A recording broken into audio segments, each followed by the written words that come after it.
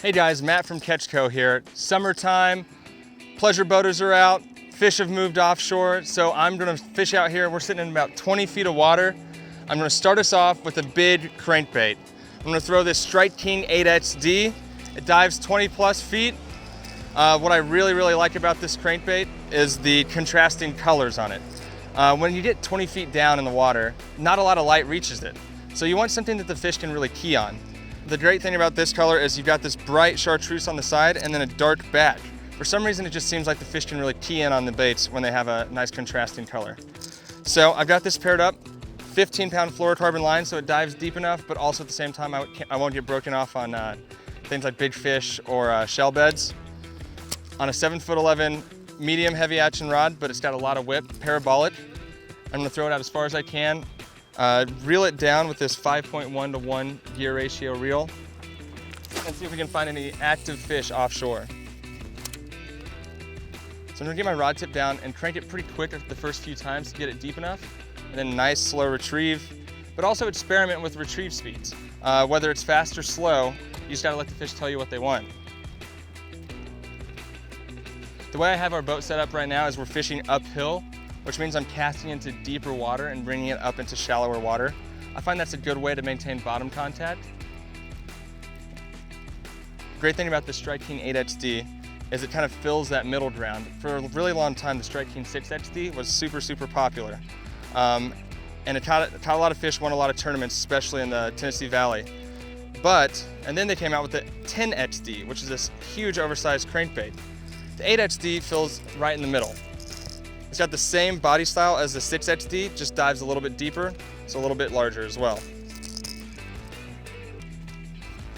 You're gonna wanna lob cast this.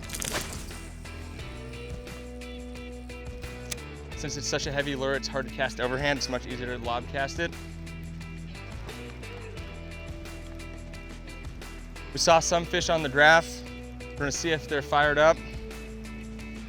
Don't be afraid to throw a big crankbait like this, even in lakes that don't necessarily have a huge shad population. The nice thing is, big baits do sometimes trigger reaction bites that smaller baits wouldn't otherwise trigger. Hey guys, we're offshore here. We just got done fishing a Strike King 8XD. Next, I'm gonna throw a Nichols Lures Ben Parker Mini Magnum Spoon. Yeah, you heard me right. This is the mini, believe it or not. I'm up here in the upper Midwest. This lure hasn't really caught on 100% yet. We don't have these huge shad in these reservoirs, but it's still worth a try to see if it triggers any bites. Plus, this is a really popular bait down for you ledge guys that are fishing Kentucky Lake, Tennessee. I know I've got a Kentucky Lake trip coming up. I'm really looking forward to using this and the Strike King 8XD there. When you're fishing a bait like this, your gear is really important. I've got this on 20-pound fluorocarbon. I've heard people downsizing to 15 or 17, but 20 pounds seems right to me. Spro, really nice swivel that comes with the bait itself. The hook on this bait is really nice too. It's a 3/0 trocar.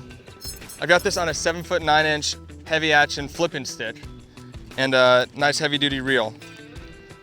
So when you cast this bait, it's not the most aerodynamic bait in the world, and we've got a little bit of wind right now, so you want to cast at a low trajectory. And I'm going to let that fall completely on a slack line, all the way until it hits the bottom. I'm going to watch my line to make sure that nothing's eating it. On the bottom, snap. The way you want to think about this is you want to think about working this as if you're setting the hook. Let it fall, snap, let it fall on a slack line again, snap. I'm letting this hit the bottom each time. An experiment also. Maybe it's one snap, maybe it's 2 snaps, but make sure you're watching your line every time when you're letting it fall back down to the bottom of the lake. This spoon does not like wood, it does not like grass, but if you're fishing offshore shell beds, if you're fishing offshore ledges, rock, sand bottom, this is the right bait.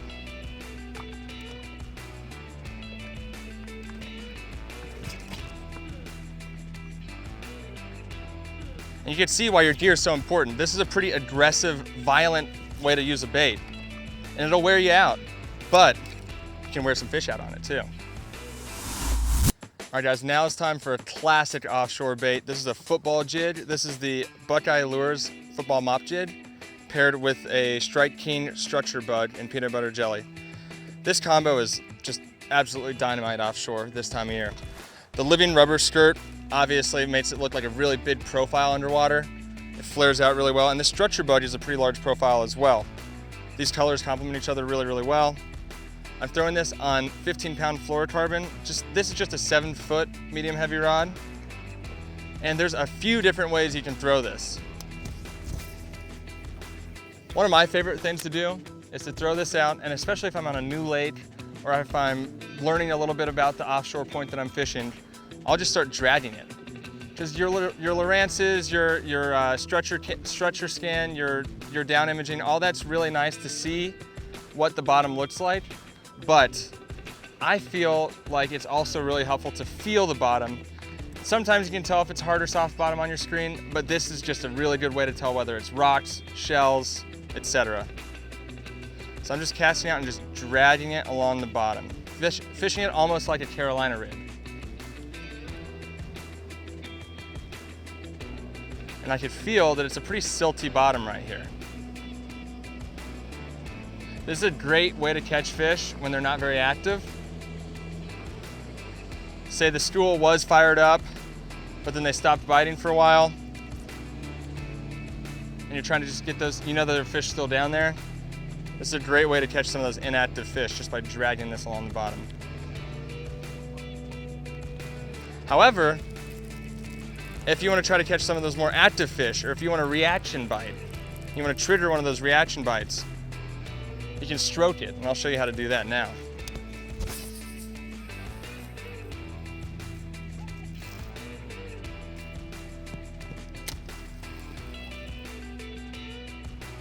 So I'm on the bottom now, just let it fall on a slack line. It's very similar to how we were fishing the Nichols Lures mini Magnum spoon earlier. It's not quite as aggressive, but it is a nice rip off the bottom and let it settle down back to the bottom. Always watching your line as it falls. The Rage Tail structure bud is a really nice trailer in the summer when those fish are active. It's got a lot of movement in those flanges. And again, just don't get too stuck to one way of fishing it. If you're not getting bites stroking it, go ahead and slow it down and drag it. You can do smaller hops instead of strokes. You can even try swimming it really slow while maintaining bottom contact. And one key thing to do whenever you're fishing a football jig like this, it's got a real heavy head, a real big head. This is a 3/4 ounce football jig. And so when you set the hook, if you do a real big hook set as if you're flipping or punching, sometimes that weight will pop their mouth open and make it hard to get a good hook set. So instead, I like to lean in. Make sure you reel all your slack in and just lean into a hook set, similar to how you would set the hook if you're throwing a Carolina rig. This Buckeye Lures football mop jig has a really nice strong hook, so you don't have to worry about setting the hook really, really hard. All right guys, we just fished a crankbait, a spoon, and also a jig. Now I'm gonna throw one of my favorite things to throw offshore, especially on rocky bottoms, and this is a Strike King structure head, swinging structure head, paired with a Strike King Rage Tail structure bud. It's the same structure bud that you've got in your Catch Go kit. This is a peanut butter and jelly. And there's a few really cool ways to use this, but my favorite way is actually just kind of thinking about it as if it's a crankbait. So I'll cast this out,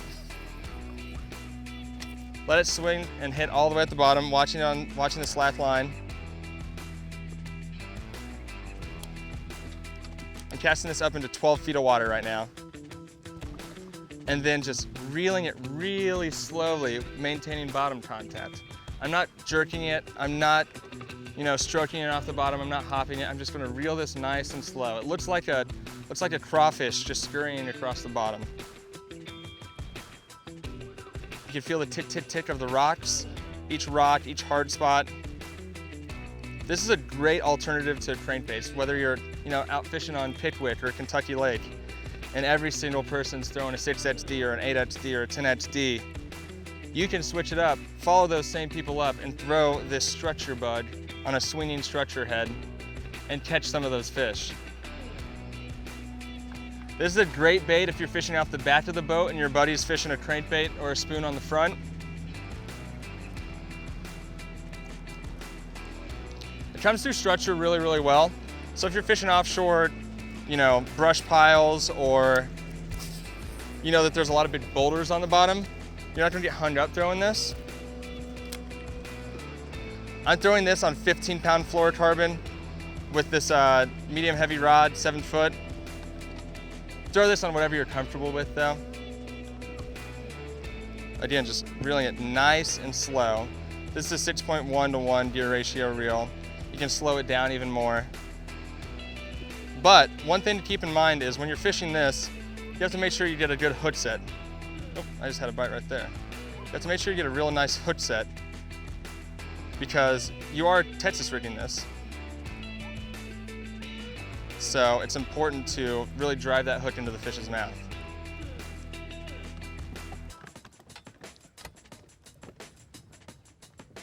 Again, if you ever feel like your bait's off the bottom, just go ahead and stop it, let it rest and fall back to the bottom, and start reeling again nice and slow. And of course, you can experiment, you can stroke it, you can hop it a little bit too, but the best way I've found to fish these baits, especially offshore, is by casting it and reeling it in nice and slow.